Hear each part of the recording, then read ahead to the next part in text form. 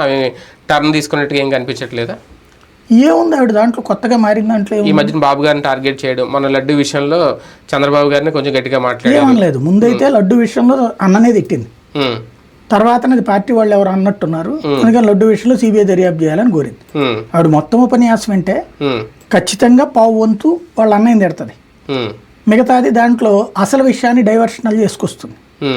ప్రస్తుతం ఏంటంటే ఓ రకంగా డైవర్షన్ మేడం అనమాట ఆవిడ. ఏ ఇష్యూనైనా సరే సీరియస్గా నడుస్తున్నప్పుడు అంటే జగన్ మీద బాబు వేసిన అస్త్రం రివర్స్ అయ్యి అది బాబుకి తగులుతున్నప్పుడు ఈవిడ ఎంటర్ అయ్యి మళ్ళీ అది జగన్కే చుడతది. వరదలైనా లేకపోతే లడ్డు అయినా ఇది జగన్కే చుడతది మళ్ళీ.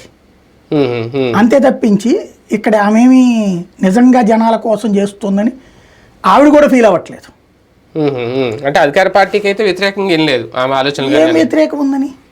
ఇప్పుడు వరదల దగ్గరికి వెళ్ళింది, నువ్వు నిజంగా చేస్తే సిపిఎం బాబురావు మాట్లాడగలిగాడు కదా అద్భుతంగా. 300 కోట్ల రూపాయలు భోజనాలు పెట్టారంటే ఎవరికి పెట్టారు? 2 పులిహార పొట్లాలు ఇచ్చి 300 కోట్లు అయిపోయిందా? లేకపోతే అదేంది అది కొవ్వొత్తులకి 25 కోట్లు, ఏది 2.5 కోట్లు 3 కోట్లు ఇచ్చారట, ఎవరికి ఇచ్చారు? అది ఎవరు ఆర్పారు, ఎవరికి ఇచ్చారు?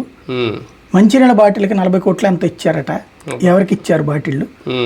ఇది ఆధారాలతో సహా మాట్లాడాడు. లెక్కలు అడిగారు. అదే